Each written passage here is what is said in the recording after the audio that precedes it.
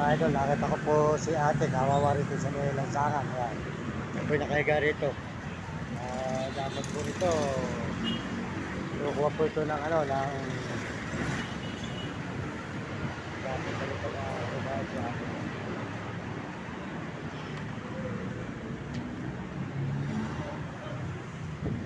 Kawawa po talaga itong mga kababayan.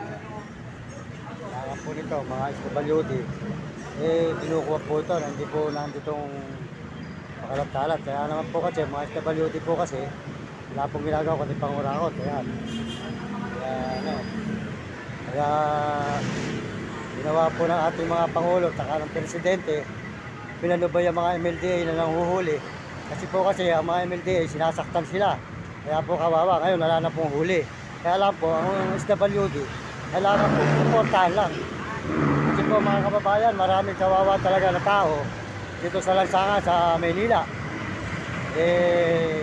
Ngayon po, talaga makikita po ninyo, maraming pakalat-kalat po rito ngayon. Dito po kayo sa mga Quezon City. Kaya kung tayo po ipagpapalain, marami po tayong taong matutulungan. Kaya binawal na po ang huli sa mga tao sa lansangan. Kasi po pag inuhuli ng MLDA, kinukuha mga pera. Kinukuha po ang mga pera. Pagkatapos po sinasaktan pa, kinakalagtad. Kamukha po ako noong 2019, di po ba? Kaya po ngayon, wala na silang magagawa. Ang maganda na lang po nun, tulungan na lang po ng ating mga kababayan, ang mga tao na nangangailangan po ng tulong sa lansangan, kamukha po ng mga ibang mga mayayaman. Siyempre po naman, mga kababayan, tayo, wala pa. Kung meron lang ako mga kababayan, di magiging kawawa ang mga tao yan. Kaya po ang mga tao sa lansangan, huwag na po yung pinaguhuli, lalo na po yung mga barangay tanod, isa po mga matitindi rin. Hindi po nyo dapat hulihin ang mga tao. Kasi po ang mga tao walang kasalanan. Kaya po ang mga nanguhuli sa mga taong mahirap, marurusahan ng Diyos. Ang marunong po ang Panginoon Diyos. Ang tao po ay talagang lahat tayo hindi pwedeng pagpantay-pantayin dahil po tayo ay pinagpantay-pantay na mayaman, walang kwenta. Pag pinagpantay-pantay na mahirap, wala rin po kwenta. Kaya lang po, kayo po may mga kakayanan sa buhay, huwag na lang po nyo pabayaan ang mga tao sa lansangan. Yun lang po ang hiling ko sa aking mga kababayan sa buong mundo, mga nanunungkulan, huwag na po nyong hinuhuli, lalo na po yung mga MLDA. Huwag na nyong hinuhuli mga kapwa ko sa lansangan. Kawawa naman po sila kasi. Nakadadalhin nyo sa SWD. Ang SWD naman po kasi, natikman ko rin din dyan, gutom. Tipid, santa kalakanin lang. Kaya mga tao sa lansangan ayaw dyan. Mas masarap pa po yung nangangalakal at taglilimos. Kasi po kahit taglilimos sila, nakakakain sila ng busog. Kaya yun lang po masasabi ko mga kababayan sa buong mundo, lubayan na po nyo ang pagmalupit sa mga tao sa lansangan na kinakalagtad hanggang tulay. Tikman ko po rito ng mga kababayan. Kinalagtad ako nung araw dito. Puro sugat-sugat ang aking kamay at paa. Kaya nireklamo ko po sa City Hall. Noon yun mga kababayan. Ngayon po wala nang huli. Yan po maganda. Pumarehas po tayo sa buhay. Huwag tayong nananakit sa kapwa natin na walang kasalanan. Huwag natin huhulihin ng kapwa natin na walang kasalanan. Kaya sumasama po ang kaloob ko. Sa mga buti po na lang wala nang huli ngayon. Yun lang po. Paalala ko po sa inyo. Huwag na niyo pong pakialaman ang mga tao sa lansangan. Kayo pong mga MLDA o SWD, kung hindi naman po nyo tutustusan, huwag na nyo kasi kukulong lang nyo sa loob. Walang laya. Wala naman po kasalanan, di po ba? Di po ba tama ako ng mga kababayan? Naawa po kasi ko sa mga kababayan ko. Sa totoo lang. Kasi po, matagal po ako sa lansangan. Nakikita ko po sa nangyayari sa kanila. Nakakaawa po talaga. Kaya po, huwag na nyo pinaguhuli ang mga tao sa lansangan. Kasi po, kawawa, wala. Hindi naman po nyo bibigyan ng tulong. Hindi naman po nyo tutustusan. Mukha po ng mga MLDA. Pag po hinuli, natikman ko po nun. Kinuha yung aking laro, kinuha yung aking cellphone, kinuha yung aking pera. Kaya maawa kayo. Sana lumabang kayo parehas. Kung anong trabaho ninyo, traffic na lang. Yun na lang asikasuhin nyo. Hindi yung huli pa yung mga tao sa mga lansangan. Mga kinakalagtad ninyo pag ayaw sumama, mali. Ako na po, may naaawa sa aking kapwa. Kaya pag ako'y pagpapalain, tutulungan ko po ang mga kapwa ko nakikita sa lansangan. Yun po ang inukol sa akin ng Panginoon Diyos. Para po nun, huwag sila magkakawawat ng pagkain sa araw-araw sa mga kababayan. Maraming salamat sa inyo. Salamat to, ang MLDA nagbago na ngayon. Huwag kayong kumagat sa mga SWD na huhulihin. Binabayaran po kasi sila 50 sa ulo. Sa tao, 50. Kaya huwag lang yung pinaghuhuli. Yun lang masasabi ko sa inyo. Kasi po kawawa ang mga kapwa-tao natin. Hindi na nangyayari. Kung ano na ginagawa ng Diyos. Marami na pong lugar na nilulubog. Dahil po marami na pong tao makasalanan. Kaya sana po, lumaban tayo ng parehas sa lahat tayong magagawa. Mahihirap po tayo eh.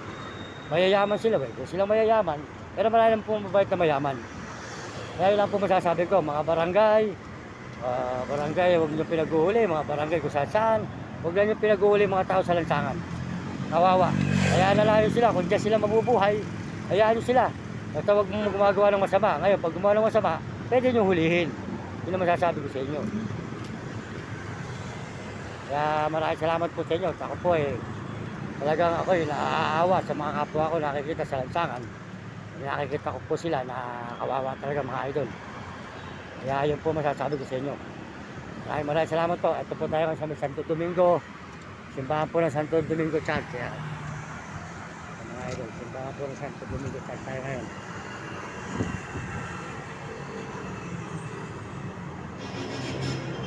Tuloy-tuloy po tayo.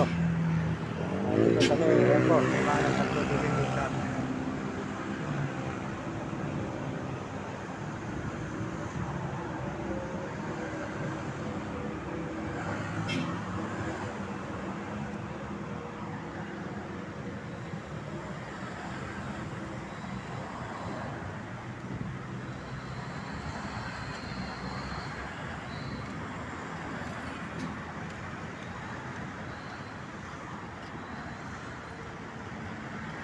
Maraming salamat po sa inyo lahat. Tuloy-tuloy po tayo rito sa may Santo Domingo Church. Papunta po tayo ng ito po tayo sa Santo Domingo Church, simbahan mga idol Santo Domingo.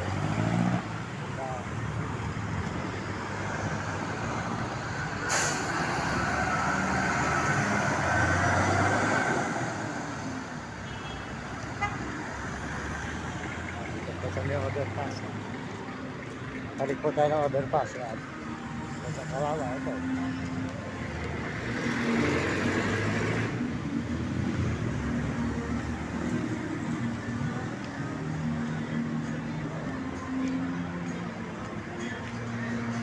Marami po kawawa rito mga kababayan. Kaya buhay po talaga ng tao na magagawa. Kaya nga pong maraming mahirap. Maraming naman pong mayaman ng mga kuripot. Walang awa sa kanilang kapwa. Ano po tayo ngayon? Ito po tayo ngayon. Simbahan po ng Santo Domingo. Yan, mga idol.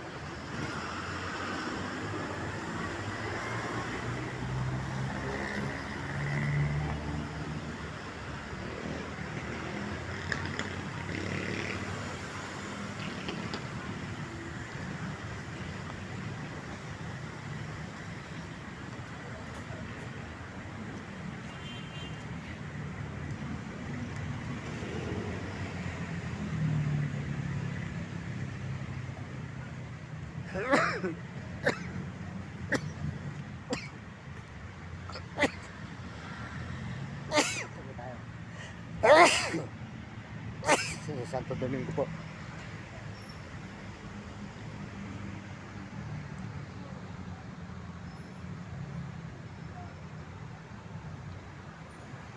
Daan po ng Santo Domingo Church. Ano po tayo ngayon sa Santo Domingo. Sa Santo Domingo po tayo ngayon mga idol. Maraming salamat po pag wala na pong uhuli sa ating mga kababayan na naghihirap sa lansangan para po hindi sila maging kawawa.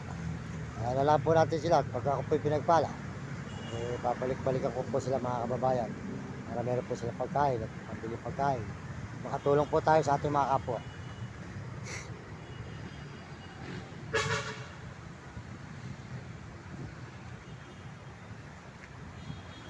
Po, si Domingo Char. Yan, simbahan.